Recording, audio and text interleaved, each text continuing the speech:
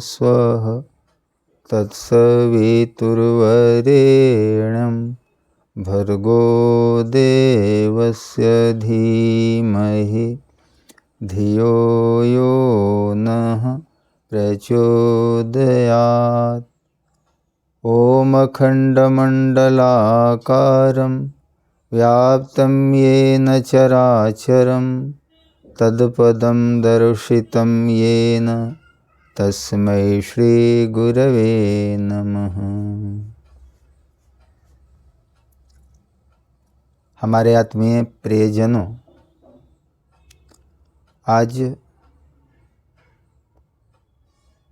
हमारी प्रकृति में, हमारे वातावरण में पौष का महीना चल रहा है। दिसंबर और जनवरी के महीने का संगम चल रहा है। एक तथाकथित 9 वर्ष की धूम सारे देश में, सारे संसार में मची हुई है। हमारे देश के बहुत सारे प्रियजनों ने हमसे प्रश्न किया, आपने किसी को 9 वर्ष की बधाई नहीं दी, 9 वर्ष की बधाइयाँ स्वीकार नहीं की, ऐसा क्यों? प्रियजनों, आज यह तथाकथित मान्यता जो बन गई है 9 वर्ष के संबंध में, वस्तुतः यह 9 वर्ष है ही नहीं।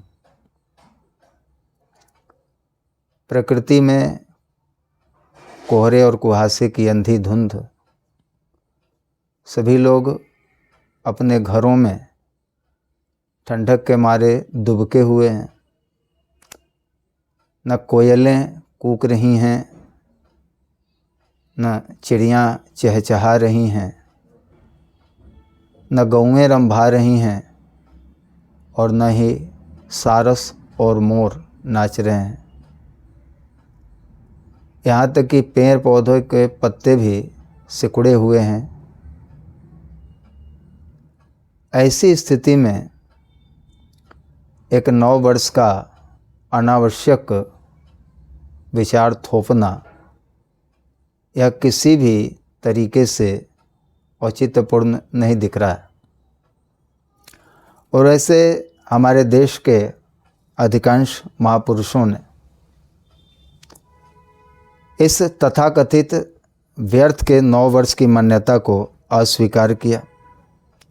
हमारे राष्ट्रकवि रामधारी सिंह दिनकर ने तो एक लंबी कविता लिख दी है। उन्होंने कहा है, ये 9 वर्ष हमें स्वीकार नहीं, ये अपना है त्यौहार नहीं, ये है अपनी तो रीत नहीं, ये है अपना व्यवहार नहीं। स्पष्ट है कि ये रीत और व्यवहार अपनी नहीं है, अपना नहीं है। बहुत लोगों की मान्यता है कि इसमें अपना शब्द, अपने शब्द जो है ये भारतीयों के लिए, हिंदुओं के लिए है, लेकिन ऐसा नहीं। वस्तुतः दिनकर जी ने अपना शब्द सारी वसुंधरा के लिए किया है। अपना मतलब सबके हृदय में उसी परमात्मा का स्थान है, वही परमात्मा आत्मा के रूप में रहते हैं। इसलिए यह समस्त मानव जाति के लिए, यह समस्त मानव जाति के लिए यह अपना नहीं है, यह 9 वर्ष अपना नहीं है। आगे लिखते हैं, है धरा ठिठुरती सर्दी से, आकाश में कोहरा गहरा है, बाग बाज़ारों की सरहद पर सर्द हवा का पहरा है। हम सब देख रहे हैं, पूरे बागीचों में, बाज़ारों में, खेतों में, खलिहानों में बिल्कुल शीतलहर और कोहरे कुहासे से सभी लोग दबे हुए हैं। आगे लिखते हैं, सोना है प्रकृति का आंगन, कुछ रंग नहीं, उमंग नहीं, हर एक है घर में दुबका हुआ, 9 वर्ष का ये कोई ढंग नहीं। ये 9 वर्ष का कौन सा ढंग है? उन्होंने स्पष्ट लिखा है, जब हर कोई दुबके हुए हैं ठंडक में। आगे लिखते हैं, चंद मास अभी इंतज़ार करो, निज मन में तनिक विचार करो, नया साल नया कुछ हो तो सही, क्यों नकल में सारी अकल बही। वे लिखते हैं, नया में कुछ नयापन तो दिखे, नकल में अकल क्यों हमने बाहर डाली है। अगर नया साल मनाना ही है तो कुछ इंतज़ार करनी चाहिए। आगे लिखते हैं, उल्लास मंद है जनमन का, आई है अभी बाहर नहीं, ये नववर्ष हमें स्वीकार नहीं, यह है अपना त्यौहार नहीं।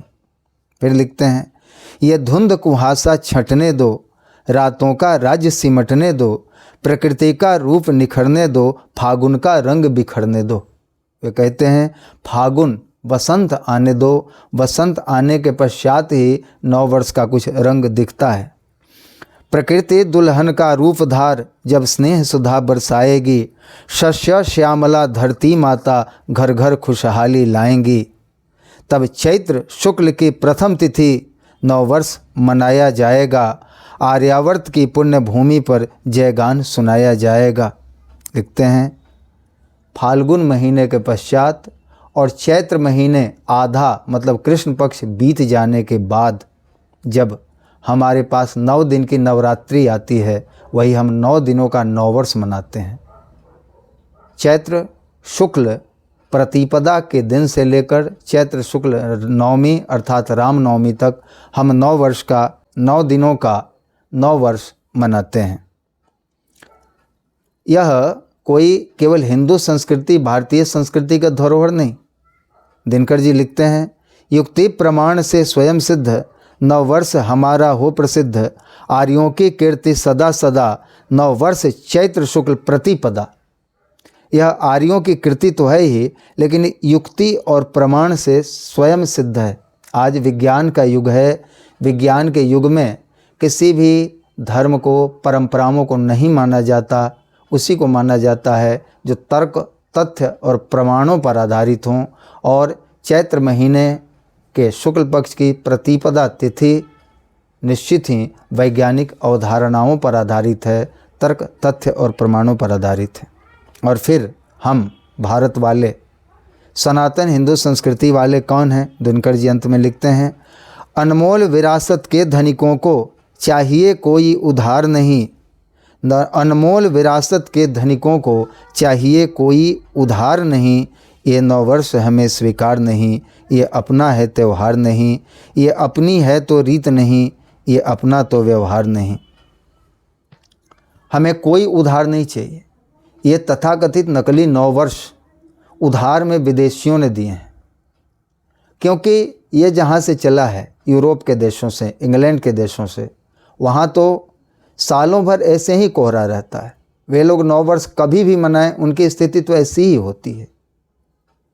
तो फिर हम उनकी नकल में अपनी अकल क्यों बहाएं? आइए आप सभी प्रियजनों से, समस्त विश्ववासियों से हम कहना चाहेंगे कि यह कोई भी नया वर्ष नहीं है। ऐसे समय में किसी को बधाई देना और किसी की बधाई स्वीकार करना नव वर्ष रूपी महान महोत्सव का उपहास है, मजाक है। ऐसा हम न करें। फिर हम याद दिलाना चाहेंगे, जब नव वर्ष आएगा, चैत्र शुक्ल प्रतिपदा के दिन से रामनवमी तक 9 दिनों की नवरात्र साधना के साथ हम सब 9 वर्ष मनाते हैं। 9 दिन का 9 वर्ष।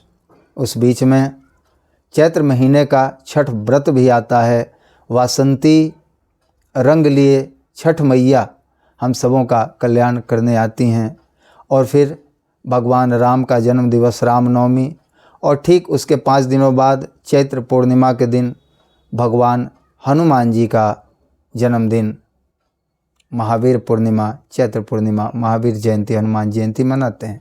इस प्रकार हम सभी उस समय की प्रतीक्षा करें, और केवल इसी वर्ष नहीं, हर वर्ष हम उस क्षण की प्रतीक्षा करें। एक बात और हम समझ लें कि हमारा संवत उसी दिन से प्रारंभ होता है, और इस बार चैत्र शुक्ल प्रतिपदा के दिन संवत 2082 प्रारंभ होने जा रहा है। चैत्र अमावस्या के दिन संवत 2081 का समापन होगा, और संवत 2082 का प्रारंभ उसी दिन से होगा। इसलिए हमारा और पूरे विश्व का प्राकृतिक नववर्ष उसी दिन मनाया जाएगा। आइए हम सब उस दिन की प्रतीक्षा करें। ओम शांति।